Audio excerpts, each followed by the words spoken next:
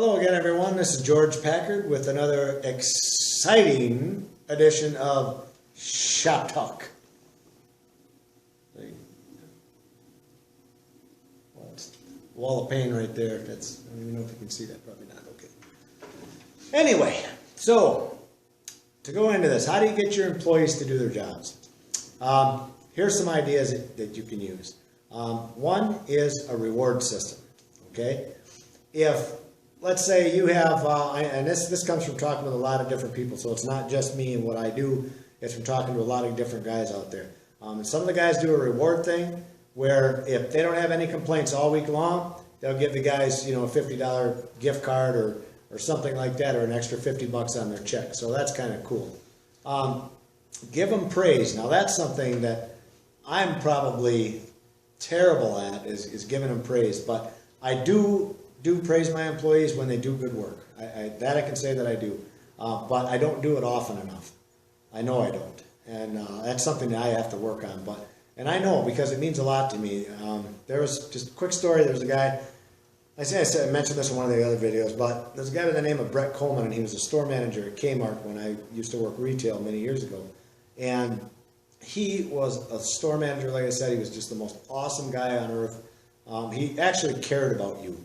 If you needed time off for something, he would consider what you said and he would give it to you 9 out of 10 times, unless he absolutely had to have you there, But he took a personal interest in you.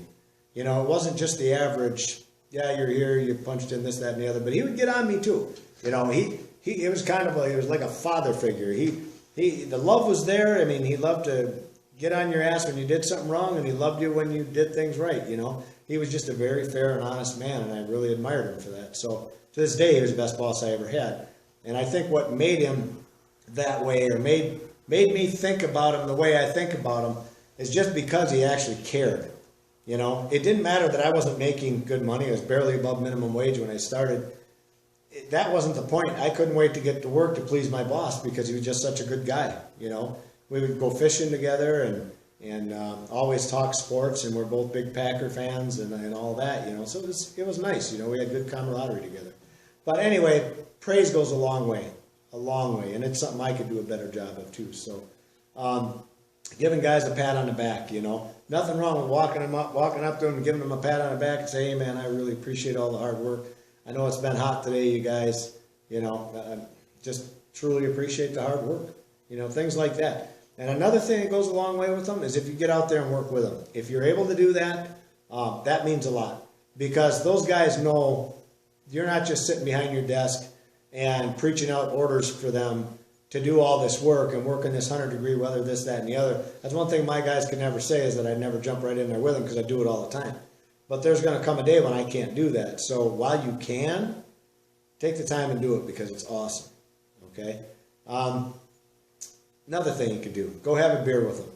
I know I probably shouldn't say that, but I should say that. I think you should do that. I think if you drink beer and they drink beer, I think you should have a beer with them. And if not, go have a soda with them or whatever. But, there's been a lot of times where I've come home and we've worked late on a Friday night or something, and we get back at 9 or 10 o'clock at night, and we go out in the shop and we just crack open some beers and have some beers together. And, it's good. It's camaraderie. It's not all work all the time, All work and no play gets guys pretty testy. So if you show them that you're one of them, a lot of times, they appreciate you more, but you still have to throw down discipline. You still have to let them know that you're the boss and there's a reason that you do what you do, okay? One of the other characteristics that I like to do, or things that I believe make a lot better work environment, is if you bark out an order, if you tell a guy to do something a certain way, you don't want to just bark it out to him. A lot of times you want to explain to him why we're doing it this way. Okay? So if I tell them that we're going to get off the mower, and the first thing, when we park the truck, we're going to jump on that mower and we're going to catch everything we can with the mower, and he's saying, well, no, I would rather just get it with the weed whip first and then get on the mower.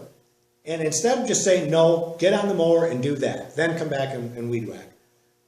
You're far better off to sit and explain to him why you said that, why it's that way. And the reason I do it that way is because with the mower, you can come up and you can get everything you can get with that mower, and then you put it back on the truck. When you come back with a weed whacker, now you can see where the grass is higher where the mower couldn't get. So you can see everything that the mower could not get.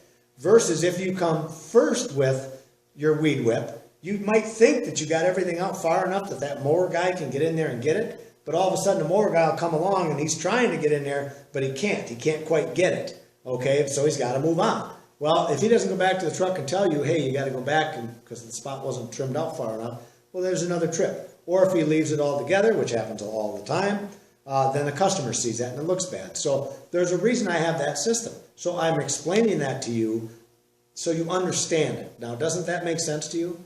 So after you tell them that, then they get it. Okay, and they're more apt to get it all the time then because you're explaining why things are set up that way.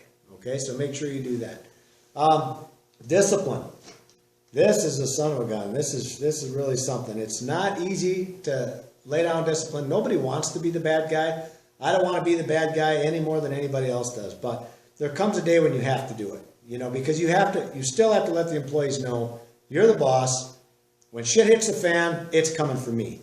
Okay, so don't raise your voice to me. Don't get in my face because that's going to be a mistake.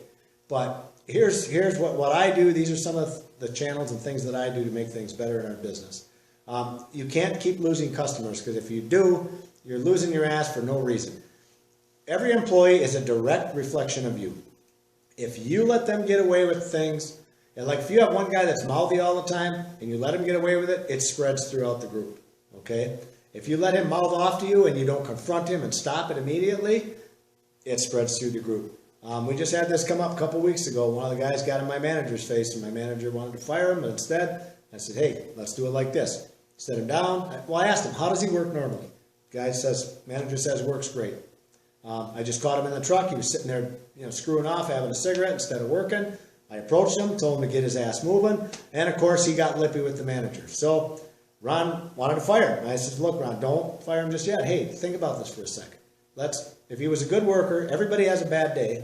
We need good workers. So give him an option. Say, look, and talk to him at the end of the night. Don't do it now. Everybody's hot-tempered right now. Just move throughout the day.